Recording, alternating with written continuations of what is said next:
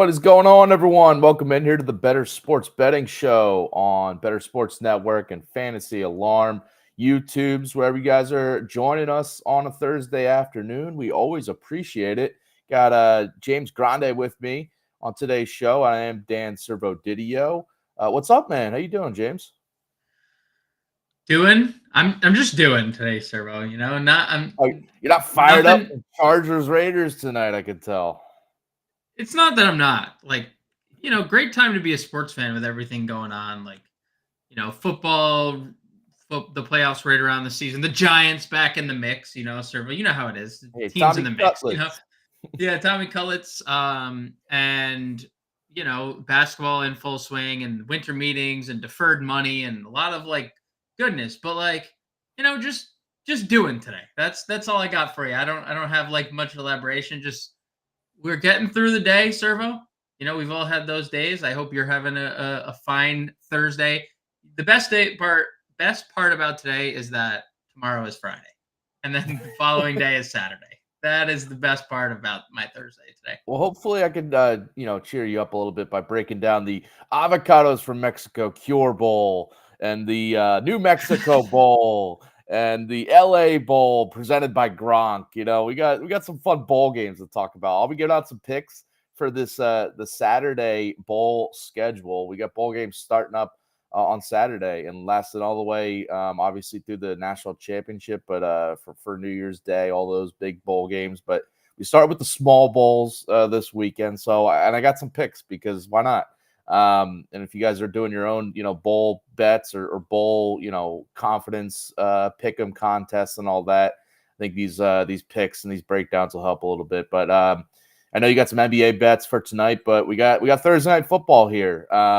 Weeks 15 starting up 15. this week, and we got games on Saturday and Sunday this weekend, but we start here with Thursday night football. And by the way, if you have any of your own bets and picks, props, anything for tonight's games, in the NFL, but anything else, college football too this weekend, throw them in the chat here while you're watching along, and we'll definitely get to your own bets and. Maybe we agree, disagree on some. You guys throw out winners when we aren't even thinking of some. So definitely throw us some of your own picks and predictions in the chat here on YouTube. This game, though, Vegas is favored. Las Vegas favored at home by 34.5 is the over-under here. I don't think either of us have a pick on the game spread or total, but I will say, for the Chargers side, it's Easton Stick starting here. Herbert now out for the season, obviously. We got Keenan Allen ruled out for the Chargers as well. So those are just obviously some things to note on that side. On the Raiders side of things, still Aiden O'Connell starting for them. Josh Jacobs was questionable. I guess we'll see if he's definitely going to be active, but his status is just a little bit up in the air. So definitely check, once the actives come out after our show here to see if he is for sure playing, if you're thinking about, props or anything on the Raiders side of things. But this game, though, I will say I was looking at the under, obviously because it's Aiden O'Connell versus Easton Stick here. Yep. Thursday night football unders, primetime unders have been cashing left and right this season. But I thought it was very interesting that this total has not moved at all. It's at 34.5. It did drop a little bit early in the week, but like today, I thought maybe some money would be coming on the under. We'd start seeing the total drop a little bit. But it is not budging, which has me worried off the under here. And maybe we get a surprising, back and forth game that could push it over late. But we'll see. Any overall thoughts on this matchup before we start giving out picks? I mean, despite it's obviously pretty bad quarterback play.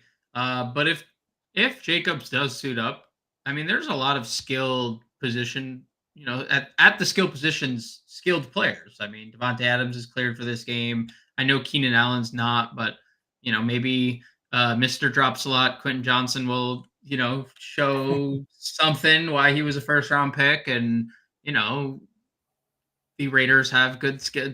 Devontae Adams and Jacoby Myers, and so I understand it. And it's also these defenses kind of suck.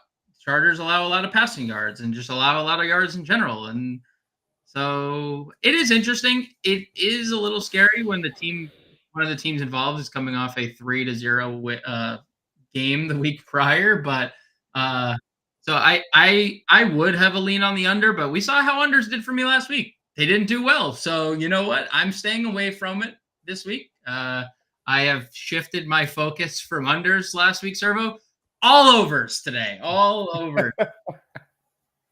The unders Yeah. did me poorly, but I like the overs. I took it. Also, while you're watching the game, it's so hard to like root for an under too because Correct. you Correct. want to see, you want to see offense. You want to see, unless you're rooting for unders on the defensive side, I guess. But Right. yeah, when you're rooting for unders on like yardage or receptions, it's tough, especially when you get late in it. It's like, oh, this guy's getting 2 quick catches in garbage time. But yeah, the spread was also interesting to me because instant lean was all right. Raiders should win this game, but the fact that it is just at 3, they're basically the sports books and Vegas are basically just giving the home team 3 points here because they're at home and on Thursday Night Football. So like they're saying it's basically a toss up, even with Easton Stick at quarterback and not Herbert. As you mentioned, the Raiders scored 0 points last week, so you have to keep that in mind when handicapping this game. Over on our YouTube chat here, already some interaction. We love seeing that. Tam Vela here. What are your thoughts on Myers, Jacoby Myers for the Raiders? Well, I think you have a pick on Myers here, don't you, James? Yeah, I like him. Over 3.5 receptions. It opened at 4.5. It's crept down to 3.5, which is never like the most comfortable thing when your pick is moving south. But obviously now it's juiced -160 over on BetMGM. He's now hit this in 3 straight games with Aiden O'Connell under center. The Chargers have allowed the most passing yards in the NFL. And their slot corner, Isang Bassi, ranks 96th of 120 corners this year, according to PFF, Pro Football Focus. So, everything lines up for Jacoby Myers. He's hit this in 8 of 12 games this year.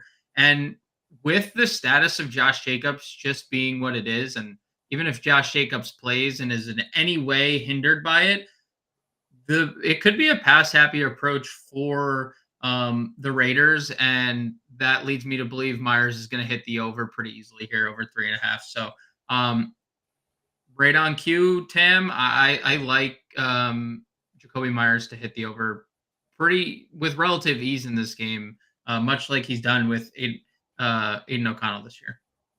Yeah, I like that too. I was looking at him and Devontae Adams props in this game because, yeah, the Chargers pass defense, that they're allowing the most receiving yards per game in the NFL this season. So it should be, you kind of have to pinpoint, all right, which guys on the Raiders should be, doing the most damage there. It's Myers and Devontae Adams, and that's one of my props is Devontae Adams over his receiving yards tonight. Got it at 69.5, but you can look around. I think it's up at 70.5 at BetMGM now, but look around for the best numbers. But he's been over this yardage in 3 of his last 4 games. Went under it last week, so I think he bounces back to get back over 70 plus here tonight. But you mentioned, Aiden O'Connell, when he's been under center now in the last few games, he's looking Myers and Adams' way a lot. And Adams has double-digit targets in 3 of the last 4 games now with Aiden O'Connell under center. He also had 75 yards on 8 catches against the Chargers earlier this season. So his overall, game-to-game numbers this year, he hasn't gone over 70 yards a lot this year, but the recent stretch here, again, 3 of the last 4 he's gone over, and he has that track record against the Chargers. Last year against the Chargers, by the way, he had 177 and 141 receiving yards against this secondary. And the Chargers, I think it's going to be Myers and Adams both having a good day because the Chargers have allowed at least 70 receiving yards to a pass catcher in 10 of 13 games this year. I feel like both could go over it this week, but I'm looking at Adams's yards here. You're looking at Myers' catches. I think we're both kind of seeing it that the Chargers secondary could have some issues with this Raiders passing attack. Yeah, they're not stopping anymore. They're not. They're Especially not. if Josh Jacobs is out or just limited in this. Again, he's coming in questionable. We'll see if he is playing, but that just in general could just force the Raiders to the air more, as you were saying. I mean, Zamir White and Jimmy Garoppolo have 20 carries each. That's tied for second on the team this year. Like that's like that just goes to show you how much they've relied upon like other names other than Jimmy Garoppolo is tied for second. He's only played 6 games. That's wild. So if Josh Jacobs, we might even get that during the show. We've gotten a Yeah. couple news updates during the show. While we've been live. So maybe we do, maybe we don't. But the passing attack. But even if Jacobs does suit up, like there's a chance that he's somewhat limited because Ian Rappaport did report like this is a legit injury that is possibly keeping him out, and if possibly 13 carries in a 3-0 loss, not exactly like a game you'd think like, oh, let's go away from Josh Jacobson or, so I don't know.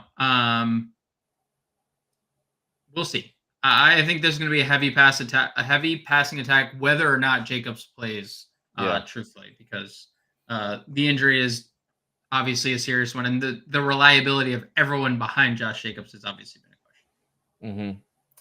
Mm-hmm. You got another prop with the Raiders passing attack, don't you? Yeah. Aiden O'Connell over, just right on par. Aiden O'Connell over 203.5 passing yards. He's done this in 2 of 3 of his last 4, 3 of his last 5, excuse me. And the Minnesota game wasn't great. Obviously, 3 points total were scored. And he didn't do it against the Jets. And the Jets, we've said it kind of all year, like the Jets had a quarterback, which they did for 4 plays. This season obviously would look different for them. But the Chargers have allowed the most passing yards this year. The uncertainty with Josh Jacobs. And you know what? The Raiders have not been shy throwing the football with Aiden O'Connell, 32, 33, 41 attempts the last 3 games.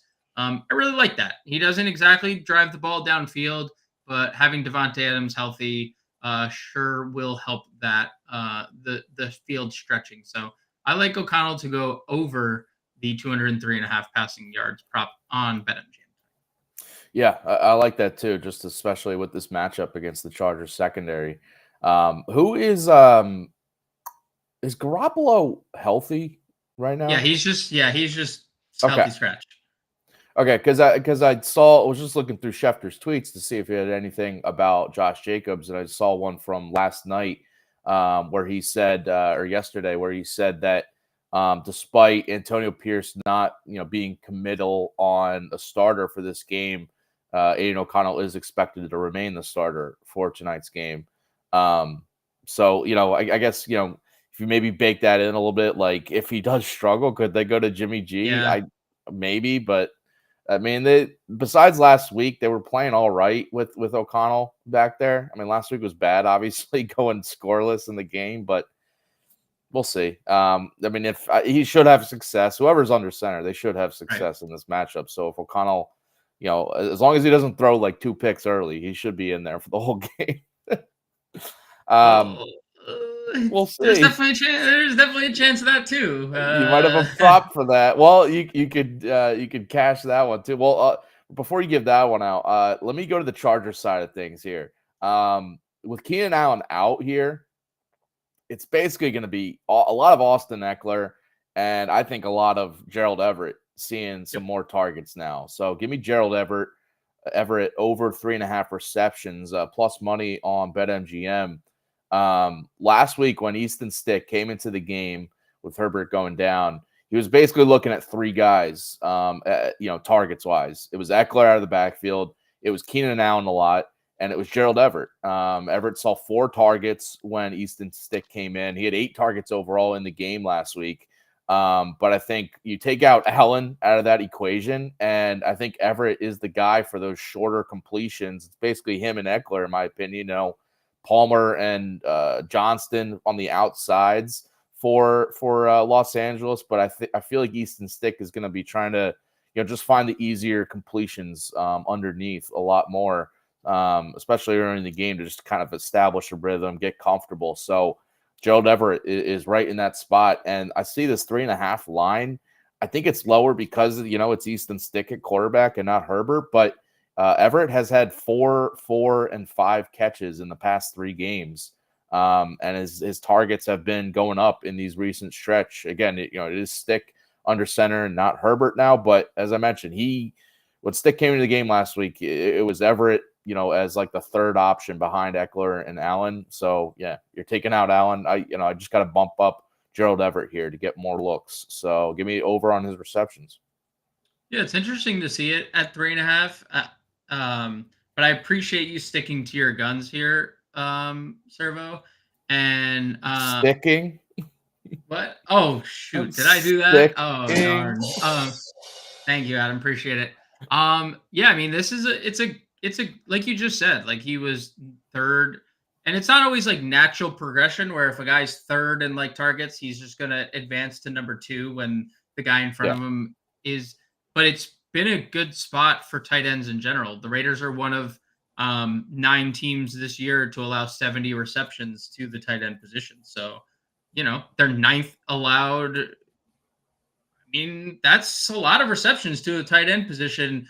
And Everett has been the staple for not only Easton Stick here, but Justin Herbert in the past too. So I love that prop.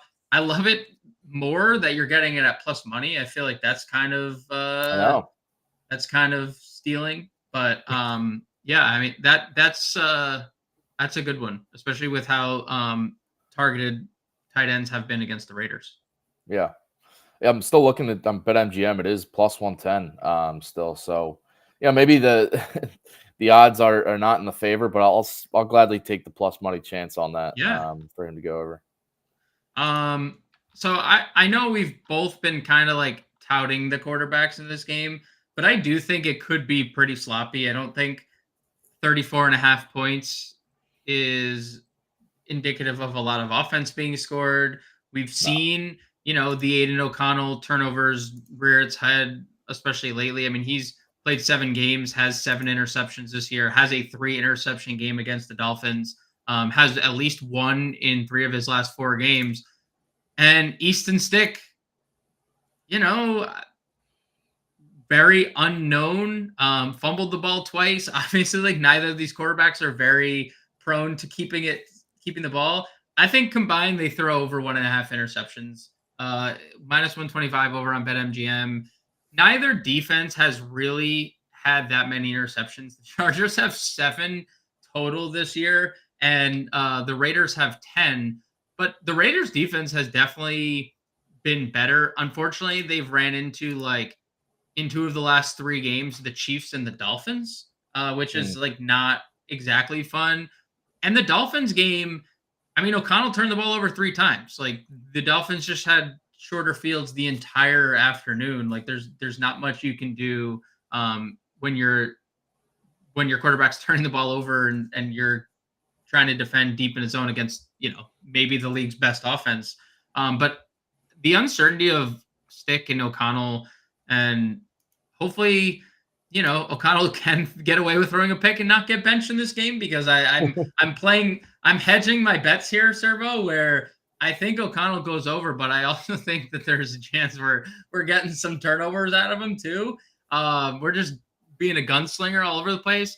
Yeah. I think that this is going to be a sloppy game. That's why I told you up front, like I think the under is more likely to hit. I didn't bet it. I'm staying away from it. But I do think yards will be accrued and turnovers will happen as well. So I think both quarterbacks throw more than 1.5 interceptions. Get it? Minus 125 on BetMGM. I mean, listen, when you combine the two, I do think this is a good chance of going over. Even though I think Easton Stick can try to throw some shorter completions and stuff, it's still, a very inexperienced quarterback under center here, and could be forced into a mistake or two. And like, unlike, maybe O'Connell on Easton Stick's side, if he does throw a pick or 2 early, I mean, they don't really have an option to bench him. They got to roll him out and let him go through those growing pains if he has them. So, Yeah, can't knock that pick there. On the Easton Stick side, though, I'm taking a chance here at his anytime touchdown odds plus 550 on BetMGM. So this was a pick. Just kind of doing some research and stuff about some other people out there in the betting space giving out picks, and this is what I saw. And once I dived into it, I saw some really good value in this because in college at North Dakota State. This guy ran. He ran for 41 touchdowns in his 4 years at North Dakota State. Ran for 17 in his final season as the starter there before getting drafted. Has not seen meaningful, NFL regular season time to really get any sample size of his rushing ability. But in the preseason, he's run for 5 touchdowns in his preseason games over the years, including 2 in a preseason game earlier this year when he got in there. So, I think, in college, if you go back and look, he's a under the radar guy, North Dakota State, people don't really know or watch him much, but his legs were a legit weapon. I mean, it's his strength. He's a better runner than he is a passer. He's a legit dual threat guy. And especially in the red zone and down near the goal line, North Dakota State were very happy to draw up like designed runs or for him to make plays with his legs. I feel like, for him to be comfortable in this when he's down close, instead of avoiding maybe throwing an interception in the end zone, I feel like maybe the Chargers might be fine to let him run one in.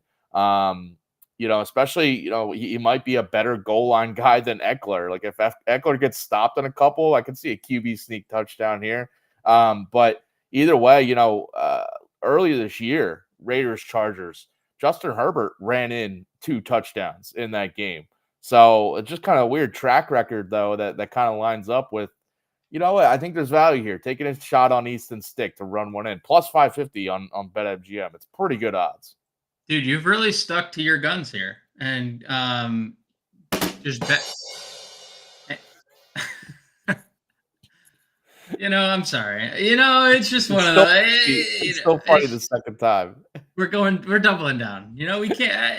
I was sitting with that one for the whole segment. Oh man, dude, 41. I mean, 41 rushing touchdowns is a lot of touch. That is a lot of rushing touchdowns. Like that's not an accident. You don't just accidentally fall. I mean, unless you're getting pushed into the end zone, as you know very much. The little brotherly shove, is that what you're referring to? Yeah, the brother. Yes, that is exactly what we were talking about. I like it.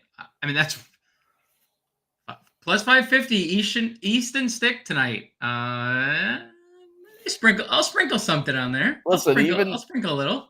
Even in like a low total game here, low scoring game, I wouldn't be surprised if Easton Stick is one of the touchdown scorers. I mean, it's either that or because when you look at odds, like I'm looking at BetMGM right now, and it's you can do plus 110 for like Josh Jacobs, Zamir White, plus 150 for Eckler.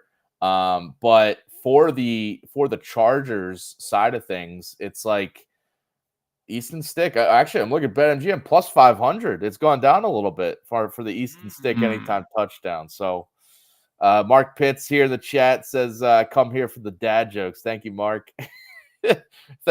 Appreciate Grande coming here with the dad jokes. I don't have many to offer, but I lean on him for those. Appreciate it. And then Michael Murphy in the chat here. Wow, what do you know, boys? And yeah, get the business. Support. Thanks for the support, Michael. Appreciate it. What is he? I don't know what he's referring to. Wow, what do you know, boys? He doesn't like the joke. He doesn't like the jokes. Yeah, we're talking a little smack. It's okay. It's okay. Oh, I see. It's okay.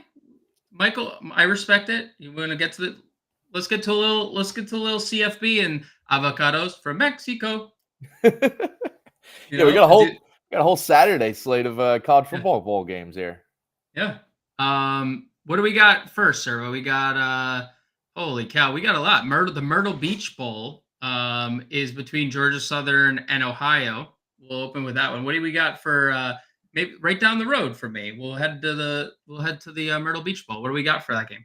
Yeah, you can take a little jog over to this game on Saturday morning. This is 11 a.m. Eastern time kickoff to start out bowl season. This is the first bowl of the day here, and on Saturday Going Georgia Southern here.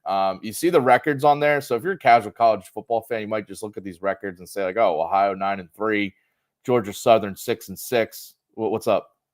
Breaking news. Josh Jacobs will be out for this evening Oh, for okay. the Los Vegas Raiders. Okay. Officially Per out. Rappaport and Garofalo, he didn't practice this week. He is reporting that Zamir White is slated to be the starter this evening. So I hope everyone placed all our quarterback receiver props here for the Vegas side of things. Yeah, I mean, that's obviously big news because we've talked about the lack of trust that the Raiders have had and amongst anybody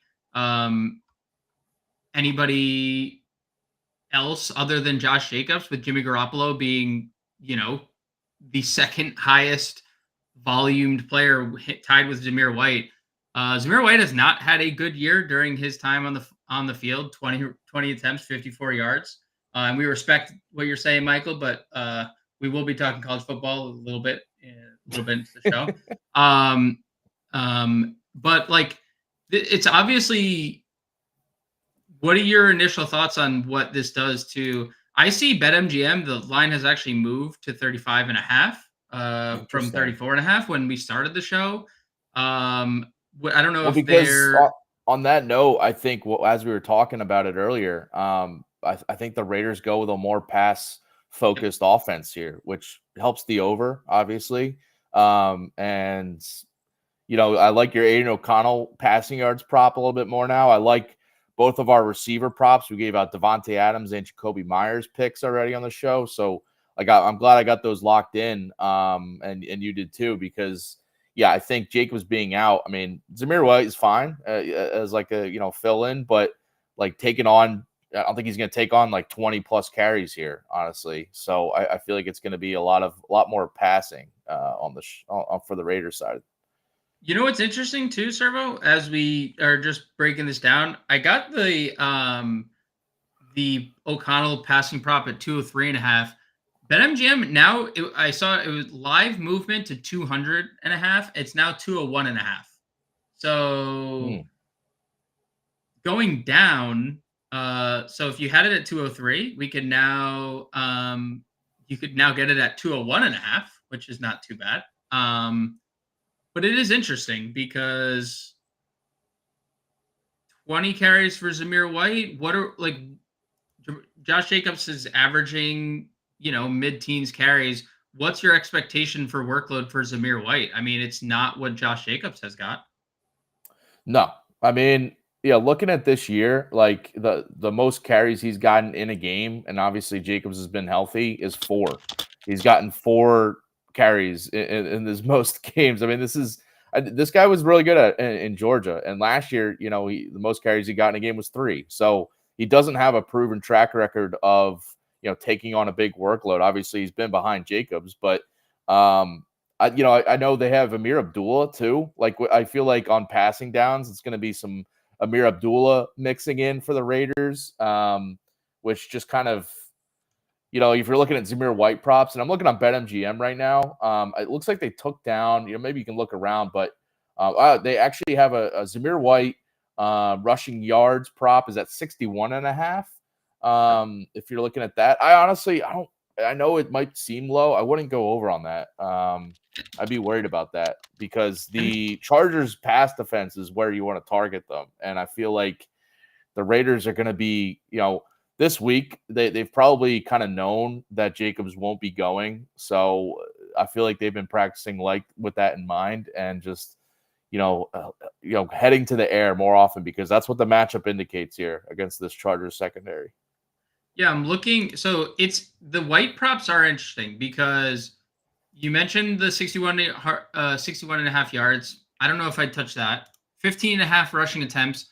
Pretty juiced to the over, minus 130 to over 15.5. So the receiving is what I want to. So 7.5 receiving yards right now, Servo. Okay, for Zamir White. The Los Angeles Chargers have allowed 85 receptions to opposing running backs. That's second most in the league. Mm. 7.5 receiving yards. I mean, I don't know. Like Zamir White, like could go over that in one swoop. Like, what do we have? Over 1.5 receptions for Zamir White. Zamir White as well. Yeah. Minus 120 on BetMGM here. I mean, I don't know. I'm kind of liking these like receiving props for Zamir White as opposed to banking on 61.5 yards and 15.5 attempts, like you just mentioned. Like the attempts feel fine. Kind of like how we were talking about Ezekiel Elliott last week. We didn't think like, I mean, he was great in the passing game. He was great overall, but like both of us thought volume, but not efficiency. That's kind of what I'm thinking. And you just pointed out the way to beat the Chargers, and we've been pointing it out all show, like beat it through the air.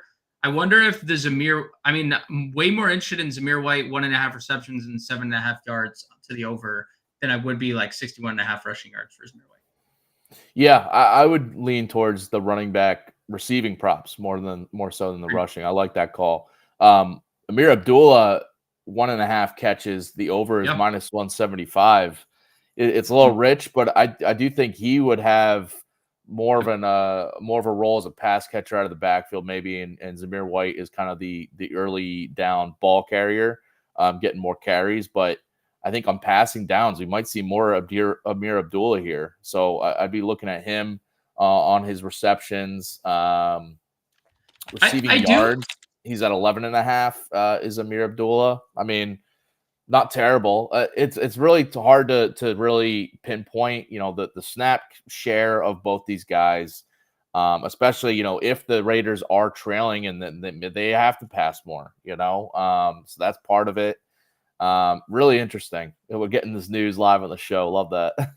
I do find it interesting though that like not that Zamir White was a good pass catcher in college because he wasn't. He didn't catch any passes. Like looking at his 3-year stats, he had 17 receptions total over 3 years. But like It's not what Georgia did on no, offense. it's not what Throw no, to their it's running not. backs. They did not do that. Right. But like it is interesting because we always looked at Josh Jacobs like please catch more passes. Yeah. And then year 3, 4, you're like, whoa, like 50 plus receptions, well on his way to 50 plus receptions again this year. I don't like they just use one back. That's why I'm like, I know that Abdullah is going to get work, and if Zamir White's not efficient, like they'll mix in. But what if Zamir White is efficient? We might not see Amir Abdullah very much tonight because the Raiders' propensity to just, and maybe that's they've been fortunate enough to have Josh Jacobs for the last few years, but I don't know. I like the Zamir White just all around. And maybe this is because one of my best ball teams that advanced has Zamir White finally unlocked in week 15. Let's go, Servo. But this is interesting. Both running backs set at 1.5. Yeah. 1.5 receptions when Josh Jacobs has 54 targets on the year is pretty interesting. Yeah, I was just looking at Jacobs. He's got 54 targets, 37 catches in 13 games. I think if we kind of put in, when you look at his receiving over the last few games, 16, 15, 12, 11 over the past 4 games, he's been over, he's had 12 plus receiving yards in all but 2 games this year. I think if you kind of pencil in, I don't know who's it going to be, White or Abdullah. I feel like Abdullah is the better pass catching back. So I see his 11.5 receiving yards prop on BetMGM. I would take the over on that. It's only minus 120 to the over. But to your point too, I think both these guys should be involved in the passing down work. As you were saying, I would stay away from the rushing yards for White. I know 61.5 is the line. It's kind of in that middle territory where he doesn't have the track record. I wish I could just go in and say he's gonna plug right in and take on all these carries, but I don't know that. And if I have the option to stay away, not bet it, so I'm gonna do that. Yeah, I agree with I'm staying away from the yardage as well. Yeah. Um, Michael Murphy here. Eckler 50+ receiving yards. Thoughts? Under. He's only done this once. Maybe that in large part has to do with Keenan Allen, and we've obviously grown accustomed to Austin Eckler being like that dude out of the backfield. But like, there's just been something off with Austin Eckler this year. Everything. I mean, the targets are down. We're coming off a year where he had 127 targets in 10 games. He's had just 54. Um, uh, maybe the Keenan Allen factor is something that I should be baking in a little bit more, but he's only done it once this year. Yeah. New quarterback under center. So Something 50 plus over on BetMGM is plus 275 yeah. For Austin Eckler. But I do think there's a reason the actual line is at 30.5. I think there's a reason it's that low, right? Yes. I could see him catching a bunch of passes. Like his receptions prop is at 4.5. And it's only plus 100 to the over. Like I'd be more interested in betting his receptions because I do think there could be a lot of checkdowns, but I don't think the yardage is going to be a lot there. 34.5 receiving yards per game this year for Eckler. And again, like it's a big deal that Keenan Allen is not there. It's also a big deal that Justin Herbert isn't there as well. Like, yeah. I do think the Raiders defensively will probably have it in their mind that, all right, Eckler out of the backfield. We got to cover this guy. We can't let him beat us. Maybe rushing wise because the Raiders' rush defense isn't as sharp, but I think passing wise, I feel like he can catch a lot of passes, but maybe the yards aren't totally there. And that's why I gave out the Gerald Everett prop because I feel like him in the shorter range is could take on more of those Allen receiving yards and catches more so than Eckler, in my opinion. So, interesting. All right, let's go back to college football here because we got bowl games and I got thoughts on them. If y'all are interested, back to that Myrtle Beach Bowl. Okay, Georgia Southern here. Give me Georgia Southern to win here. So Ohio. I was saying earlier, you look at these records, and if you're a casual college football fan, you see, a 500 Georgia Southern team going against the 9-3 Ohio team. But there's a reason this line has flipped to Georgia Southern. It started out, Ohio was favored in this bowl, but it's flipped because Ohio has seen a lot of their top offensive guys hit the transfer portal, including starting quarterback Curtis Rourke, who's probably going to get some power conference interest from teams out there in the portal. But also their top two running backs, Say Bangiora and O'Shawn Allison, are both in the portal. One of their top receivers is in the transfer portal. Like this Ohio offense could very much struggle, in my opinion, to really, compete like we saw all year. This is not the same 9-3 team. So give me Georgia Southern here. I look at Georgia Southern, by the way, in the transfer portal. They're basically going to be at full strength. They've only seen one guy hit the portal, and it was like a backup corner. But besides that, they hit a lot of guys that could have gone elsewhere, could have, seen some interest from other teams, but they chose to stay heading into next year under head coach Clay Helton, who this is like the motivational factor for Georgia Southern. So last year, they also went 500 in the season, Georgia Southern, lost in their bowl game, though. And it was Clay Helton's first season as the head coach there. I think he's going to have his team motivated to come out this week, get the win now, finish above 500, kind of like,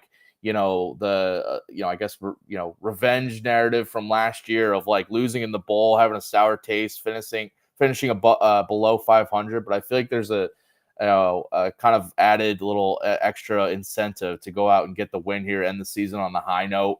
3.5 is the spread.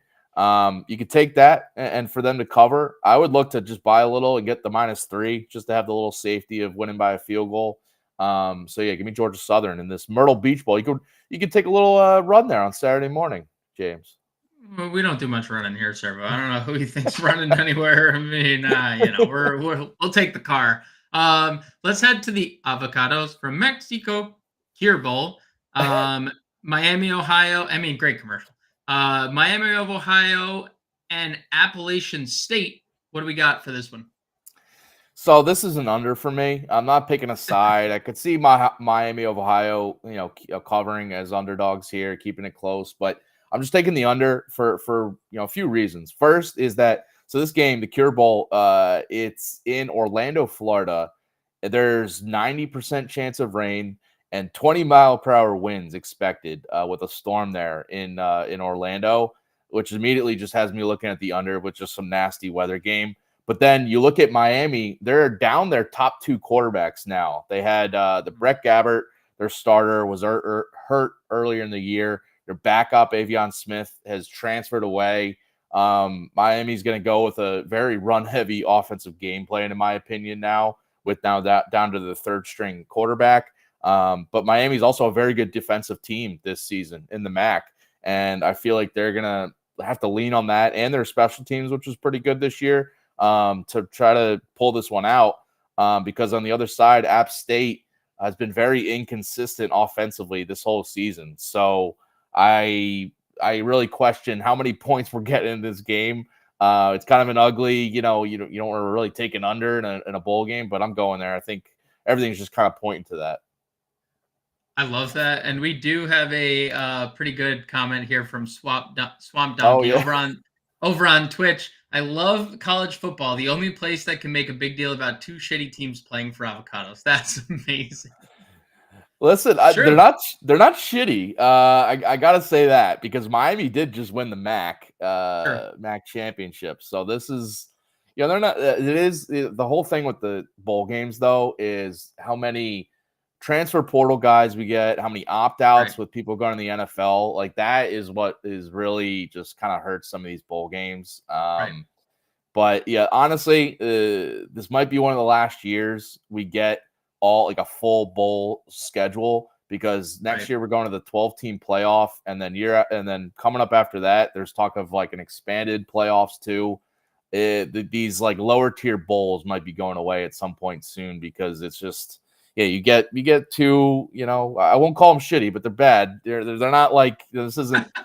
This isn't Oregon in the Avocados from Mexico Cure Bowl here. All right, next one here. New Mexico State in the New Mexico Bowl. What if they Taking go on undefeated? What if they go undefeated? They're not going to. Are they just required to play in the New Mexico Bowl? Like, what, New is that Mexico State? yeah, is that a requirement? Like, what if they went undefeated and didn't lose, and they were like, nah, you can't go to the college football playoff because you have to play in the New Mexico Bowl. If they're undefeated, that'd be a very good conversation to have to see what they would do in this situation. But yeah, it's huge that New Mexico State is playing in New Mexico for the New Mexico Right. Bowl, and honestly, that is you can look at. I have some X's and O's to break down, but from pure vibes point, this is New Mexico State all the way for me. Right. By the way, the screen has under 48.5. I'm not going there. I think that's a different game, but I am going with New Mexico State in this game for sure. So we just were saying it is basically a home game for New Mexico. Right. Their campus is 3 hours away from Albuquerque, where this game is being played. It's in New Mexico's home stadium, where New Mexico State actually played there against New Mexico earlier this season and won. So that whole familiarity with that stadium and the area, they're basically going to have their fans dominating this stadium. It's going to be like a home game, honestly. I'm not just saying that because it's New Mexico in New Mexico State in the New Mexico Bowl. This is like legit because last year, if you look, they played in the Quick Lane Bowl up in Detroit and actually won that game, New Mexico State. But they didn't have a lot of fans in that one because of some travel stuff going up to the stadium. But this is like they're actually going to pack the stadium with their own fans. So like that from the vibes point for New Mexico State. On Fresno State side, though, so I really question their motivation to be in this bowl because this is a team that honestly, they start out the season 8-1 and had real shot at competing and possibly winning the Mountain West Conference, but they lost 3 straight to end the regular season and missed out on that opportunity. And they go from possibly playing in the Mountain West Championship and being in a lot better bowl than this to going to this, New Mexico Bowl and like a low tier bowl game on the first day of the bowl schedule. So that whole vibe of it. And then Fresno State's head coach, Jeff Tedford, is sitting out here. He's not going to be on the sidelines due to health concerns. So they're going to have an interim coach in there. So that's just kind of an added, wrinkle to what Fresno State's, incentive or prep is going to be for this game. But overall, X's and O's wise, New Mexico State's rushing offense is going to be the difference maker in this spot here, because Fresno State is below average against the run. I think they were 98th in rushing yards allowed this season in college. And New Mexico State is like a top 20 rushing attack. They have a really good dual threat in Diego Pavia, who's going to be healthy for this after he got knocked out of the Conference USA title game. So it's New Mexico State all the way for me. This is head coach Jerry Kill has this team trending in a really good direction. 2 straight years now. Again, as I mentioned, they won their bowl last year. They're coming in here a 10-win season and just played in their Conference USA title game in their first season in the new conference. I think they're going to look to make a statement here and get another big win heading into next year. So, yeah, -3.5 is the spread. Again, if you want to get 3, that's fine, but I do think they should win this game and cover. Let's head out to your final pick of the day, to the LA Bowl, which I heard you give a little shout out to Gronk. Yeah, Hosted by Gronk.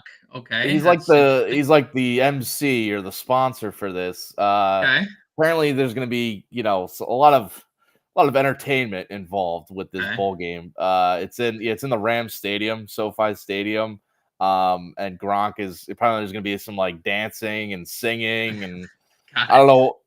I don't know what's going to happen, but I do know that the entertainment by Gronk might be more entertaining than this game. And I'm taking the under in this one, Boise State and UCLA.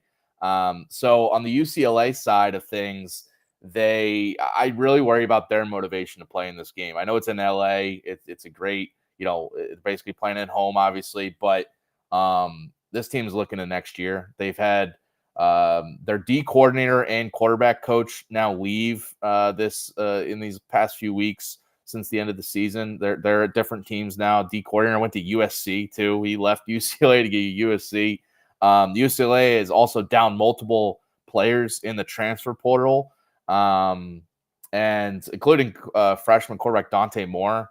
So they're down to Ethan Garbers, who was banged up at the end of the season, but apparently he's going to play here. But either way, Chip Kelly's he doesn't have a great record in bowl games. When for going back to when he was at Oregon, and also last year they lost to Pitt in their lower tier bowl game. I think it was the Sun Bowl, maybe. But either way, he doesn't have a great track record in bowl games because he's a guy he's already hitting the transfer portal. He's already building and looking to next season, honestly. And I just really question how much prep is going into this, especially as I mentioned, they're a couple of their coaches and players entering the portal already. Like it's a weird spot. But UCLA, so their offense is a lot of question marks. But their defense has been really good this year. Even though they're down their D coordinator, their defense I still think is going to come out and be strong here. UCLA games this year, 10-2 to the under. So betting on the under in UCLA games has been very profitable this year. And I think it's going to come to fruition here because Boise State is down its top 2 quarterbacks for this. Brutal. Again, the transfer portal coming to bite Boise here. Their starter, Talon Green, is already transferred to Arkansas, and he's out.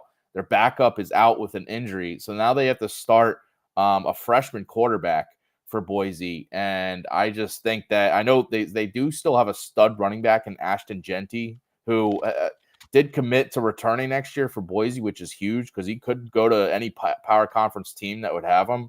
But he's returning. But UCLA is just going to stack the box against him and I think really limit him, force Boise to beat them through the air, which, again, the freshman quarterback, very limited experience for him this season. And I think it's going to be an issue. So, yeah, give me the under in this game. It's not going to be great, but, the 4 spread, UCLA favored by 4 here. Just kind of stay away from that. But, yeah, give me the under here. It's a home game for UCLA here or what? You could say that, but yeah. Okay. I wish it was being played in Boise, but all good. We won't see the blue turf in this one. No worries. All good. No blue turf for this one. All This right, so those are some bets for Saturday's games. Before we get out of here, I know you got some quick NBA bets you want to give out to people. So, what do you got quickly here? Yeah, I just took some games instead of some player props. I like the Warriors to bounce back tonight. Warriors plus 5.5 on the road. A lot of turmoil obviously going on in Golden State right now. They're there's people punching other people, and I mean it's kind of been messy from the start for Golden State. James, that wasn't a punch. He was just trying to get away. He was just trying to wriggle away, you know? Yeah, totally. Yeah. Actually, it looks like BetMGM took this game down. No, there it is, 5.5. So the Warriors, notoriously good home team. Last year, it was baked in. They could win only at home. They could not win on the road until that series in the playoffs against the Kings. And then it came back to bite them next series against the Lakers. But I this year's different. They're the best team against the spread on the road this year. Now it's like small sample, 11 games, but they're 8-3 away from home, 1-9, 1-9-1 at home, and we saw just kind of like a spark when Golden State elected to bench Andrew Wiggins and Kevon Looney in the second half of last game and go Brandon Podziemski, their first round rookie, and Jonathan Kuminga, ex Lotto pick. As Jonathan Kuminga, pretty good collegiate player, and there was a spark, and they almost came back and won that game. And I like this team on the road against the Clippers tonight. The Clippers could be without Paul George. Paul George left the other night. He did participate in shoot around, so that's worth mentioning. But groins are a very fickle injury. The Clippers have not exactly been that good at home. 5-5 against the spread this year. They haven't been just kind of good in general. They're still trying to find their footing. This is their third game in 4 nights. I know it's home, but I like Golden State to cover on the road. Minus 110 on BetMGM. I also like the Thunder. I bet the Thunder a lot. I tout the Thunder a lot in any capacity I can. They're plus odds, they're dogs on the road. And I get it because the Kings are a good team. They were the 2 seed in the Western Conference last year. Did they lose in the first round of the playoffs? Yes, but that Warriors series was awesome, 7 games, whatnot. But another team in the Thunder that is super good on the road. They're 7-3. They're 14-7 overall. They're the 2 seed right now, 2 seed in the West behind the Timberwolves, who another we'll get to in a second. But against the spread on the road, the Thunder 7-2-1. Another team that's just being disrespected here. And the Kings, although they've been okay, they're just 4-5 against the spread at home. So the Thunder to cover. Honestly, I'd bet the Thunder outright as well. I think they're just the better team, and we've seen what an MVP caliber player in Shai Gilgeous-Alexander can do for that team. And I just mentioned the Timberwolves tonight, Servo. I'm just going to take the Timberwolves money line on the road tonight. There's actually movement going towards the Timberwolves. And I think originally this line, which is still, if you want to bet the spread, it's still plus 1.5 in favor for the Timberwolves, was placed because we don't know the status of Anthony Edwards. But he practiced in full yesterday, and all signs are pointing to Anthony Edwards playing today. They're the best team in basketball, 17-4, and they're dogs to the Mavericks without Kyrie Irving in Dallas. And Dallas has been bad against the spread at home, so that's why I'm picking the Thunder outright on the money line. But I'd also bet it's 1.5 in favor of the Timberwolves, or in favor of the Mavs. I'd bet plus 1.5 on the Timberwolves against a team 4-6 ATS at home, a team that Dallas has been better on the road the entire season, and without Kyrie Irving. And let's not forget, Dallas, who has been really good offensively, now clashes with the number 1 defense in basketball in Minnesota, and it's by a wide margin. Minnesota's been the number 1 defense in the NBA. Rudy Gobert's going to cruise his way to a defensive player of the year as long as he stays healthy. And Dallas just got so much production in the last few games from people that you don't expect. Grant Williams hit 6 threes last night or 2 games ago against the Lakers. Dante Exum, who was, a lottery pick 7 years ago or 2014, 9 years ago, had That guy's 26. exploded. Yeah, 26 points. Like that's those are who Dallas is relying upon right now, with the likes of Kyrie Irving being out, with the likes of Derrick Jones Jr. being listed questionable, with Seth Curry being ruled out, Josh Green being ruled out. Like that is a very unlikely repeatable offense against the number 1 defense in the league. So I'm betting Timberwolves outright on the money line here, -105 on BetMGM. It's actually moving since I posted that. It's now -110 on BetMGM because I think, there is going to be more bets on the Timberwolves than there are, as we approach Ross Lock, especially when we likely find out Anthony Edwards is going to play. So give me 3 dogs tonight, Servo. Warriors, Thunder, and Timberwolves. 3 road dogs tonight. I like them all. And I like being 3-0 better at the end of the night. I noticed, 3 road dogs. Love it. I mean, listen, if there's value to be had out there, you got to go grab it. So I'm all for it. All right, that's about it for us. We got to wrap up here because you are coming up next on our NBA DFS live show with John and Pemba and James Grande here, 5 p.m. Eastern on Bettor Sports Network and Fantasy Alarm, 7 p.m. Eastern on Fantasy Alarm YouTube. We got the Thursday game day preview with Pemba and Cooper.